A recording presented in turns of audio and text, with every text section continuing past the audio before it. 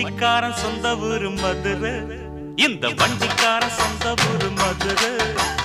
சண்டித்தனம் செய்யலாம குதிரை சாட்டையுடன் நிக்கிறப்போ எதிர சிந்திக்குது அச்சப்பட்டு குதிரை.